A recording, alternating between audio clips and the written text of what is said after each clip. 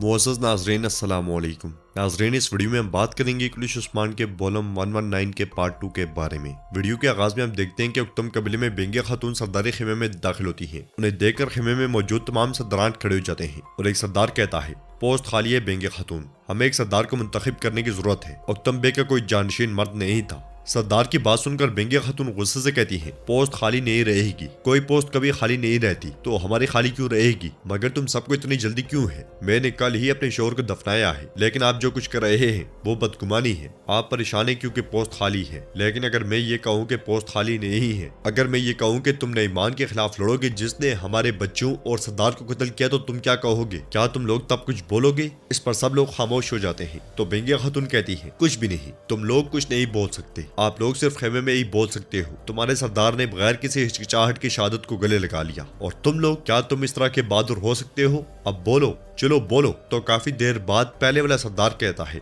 नईमान एक अजीम फौज का सरबराह है, आप हमारे सिपाहियों की तादाद जानती हैं, हम उसका कुछ नहीं कर सकते। ये सुनकर बेंगिया खातून गुस्से में सरदार के पास जाती है और कहती है, क्या तुम अपने सरदार और बेटू का खून रहेगा जाने दोगे? इस तरह की हालत में तुम लोग कुछ नहीं कर सकते। जवाबन में सरदार कहता है, उस्मान साहब नईमान को सजा देंगे। तो बेंगिया खातून कहती है, यकीनन वो सजा देगा, लेकिन उस्मान हमेशा अपना फायदा देखता है, नुकसान हम उठाते हैं। सरदारान, हमारा कबीला आग में झोंक दिया जाता है, मैं उनकी सियासत की वजह से वक्त जाया नहीं कर सकती, मगर मैं देख रही हूँ कि आप लोग भी मेरे साथ खड़े नहीं होंगे। नईमान का नाम सुनते ही आपकी टांगे काम जाती हैं। तुम में से कोई भी इस पोस्ट का हकदार नहीं। ये कहते साथ ही बेंगिया खातून उक्तम साहब की तलवार थाम लेती है और कहती है, जो उक्तम का इंतकाम लेगा वो इस पोस्ट का हकदार होगा, उसके जाहिर होने तक पोस्ट पर मैं बैठूंगी। ये कहते साथ ही वो सरदारी पोस्ट पर बैठ जाती है। तो सरदार पूछता है, जैसा आपका हुक्म बेंगिया खातून, लेकिन वो बहादुर कौन होगा? इसलिए में एक सिपाही वहां पे आकर कहता है, बेंगिया खातून बाला खातून आई है। ये सुनकर बेंगिया खातून सरदारान को वहां से भेज देती है। उधर उस्मान साहब तने तराहा जंगल में घोड़ा दौड़ा रहे होते हैं और बर्क रफ्तारी के साथ आगे बढ़ते ही चले जाते हैं, जबकि उक्तम कबीले में बाला खातून अलचचक और आयशा के साथ बेंगिया खातून के पास आती है और सलाम के बाद पूछती है, क्या हो रहा है बेंगिया खातून, सरदारान क्यों जमा हुए? तो बेंगिया खातून कहती है, खैरियत है बाला खातून, उक्तम की गैर मौजूदगी में हम क्या करेंगे वो पूछ रहे थे। इस पर आयशा खातून कहती है, ऐसे वक्त में वो इस बारे में कैसे सोच सकते हैं,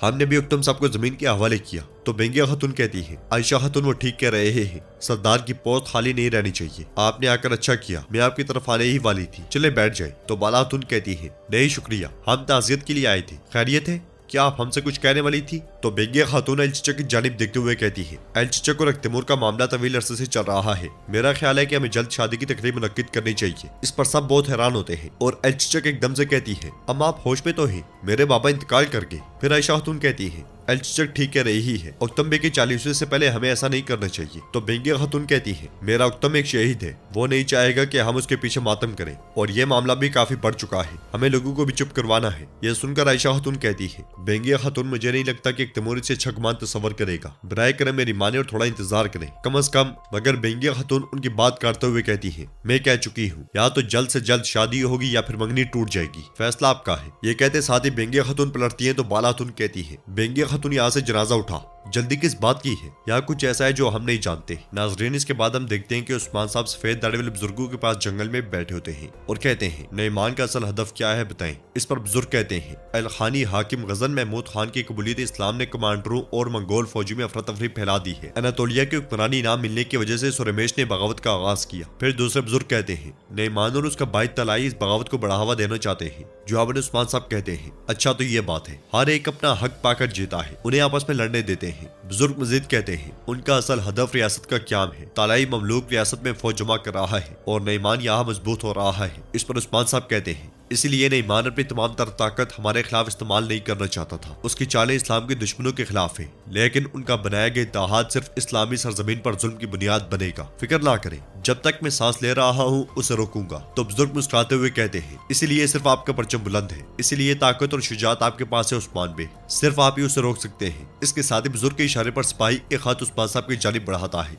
तो बुजुर्ग कहते हैं, यह खलीफा की तरफ से है। खत पढ़ते साथ उस्मान साहब परेशान हो जाते हैं और कुछ सोचने लगते हैं। उधर मंगोल पड़ाव में सावली नईमान के सामने खड़ा होता है और नईमान उससे पूछता है, बताओ कोनिया में क्या हो रहा है? जवाबन सावेली कहता है कोनिया हमारे मातहत नईमान, सुल्तान अलाउद्दीन सिर्फ हमारा साया है, अस्मियान सुल्ताना मौसल खतरा है, वो मुर्दा रियासत को दोबारा जिंदा करना चाहती है। इस पर नईमान कहता है अस्मियान वालदा सुल्ताना, वो बंद पिंजरे में चाले चल रही है, लेकिन मैं उसके तमाम चालों को एक एक करके तबाह कर दूंगा। अगर उसने गलती की तो उसका बेटा अलाउद्दीन हमारा साया भी नहीं रहेगा बल्कि मरेगा। मैं उस्मान के साथ साथ सुल्ताना से भी लड़ूंगा। इस पर सावेली पूछता है आपके जहन में क्या है कमांडर नईमान? जवाबन नईमान कहता है मुझे आवाज आ रही है, उस्मान आ रहा है। ये सुनकर सावेली नजरें उठाता है तो उसे कोई आता हुआ दिखाई देता है, जिसे देखते साथ ही वो मुस्कुरा देता है। इधर खत पढ़ने के बाद उस्मान साहब कहते हैं ये हमारे ख्याल से कहीं ज्यादा अहम है। खलीफा हजरत का ये कहना है, क्या बाकी मुसलमान रियासतें इस मामले के बारे में जानती हैं? तो बुजुर्ग कहते हैं उन पर यह मामला अश्कार है, लेकिन वो गाफिल है उस्मान पे। गजन खान ने इस्लाम कबूल किया लेकिन कुछ नहीं बदला। ममलूक रियासत में तुर्क सरदारान अपने दुश्मन तलाई को मदद फराहम कर रहे हैं। फिर दूसरे बुजुर्ग कहते हैं उस्मान पे हमारे कुछ भाई गुस्से और नफरत से भरे हुए हैं, बाकी गफलत में डूबे हुए हैं। उनमें से कुछ सिर्फ अपना मुफाद देखते हैं। सूरत हाल काफी खतरनाक है। तो उस्मान साहब कहते हैं अब भी ऐसे कुछ लोग मौजूद हैं जो अपने जाती मुफाद के बजाय हक के रास्ते का इंतखाब करते हैं।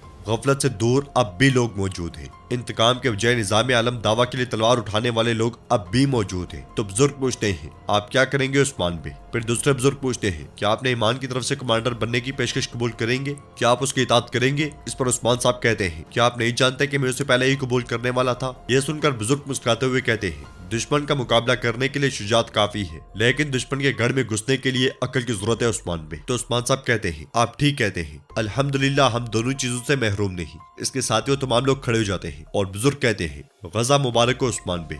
जवाबन उस्मान साहब सीने पर हाथ रखते हुए कहते हैं ए वल्लाह ए वल्लाह। ये कहते हैं साथ ही उस्मान साहब कुछ सोचते सोचते आगे बढ़ जाते हैं। उधर हम देखते हैं कि मंगोल पड़ाव में बेंदर पहुंचता है और घोड़े से उतरने के बाद हुसैन के साथ आगे बढ़ता है। मंगोल सिपाही उनके इर्द गिर्द झूम रहे होते हैं। ये देखकर बेंदर कहता है अस्तगफिरुल्लाह अस्तगफिरुल्लाह, याजूज माजूज पता नहीं क्या खाकर बड़े हुए हैं। वजीर को देखते साथ ही बेंदर कहता है वजीर सावेली। इसके साथ ही मंगोल कमांडर बेंदर से हथियार लेकर उसे नईमान के सामने घुटनों के बल बिठा देता है। तो नईमान कहता है तुम आगे, उस ताजिर की बदौलत तुम्हारी जिंदगी बच गई। अगर तुम मेरे हुक्म तले आ गए, सिर्फ तुम ही नहीं बल्कि तुम्हारी पूरी नस्ल बच जाएगी। सिर्फ इन जमीनों पर नहीं बल्कि पूरे जहां में तुम्हारा सामान बिकेगा। ये सुनते ही बेंदर खड़े होकर कहता है अल्हम्दुलिल्लाह मैं पहले ही इन सरजमीनों का सबसे बड़ा ताजिर हूँ। फिर सावेली कहता है कमांडर नईमान बेंदर एक अच्छा इंतखाब है। हमने कोनिया में उस्मान के साथ जो किया इसमें इसका बड़ा हाथ था। जवाबन नईमान कहता है मैं ये सब जानता हूँ। इसके साथ ही नईमान के इशारे पर मंगोल सिपाही सोने के 2 संदूक नईमान के सामने रख देते हैं और नईमान सोने से बड़ा संदूक खोलते हुए कहता है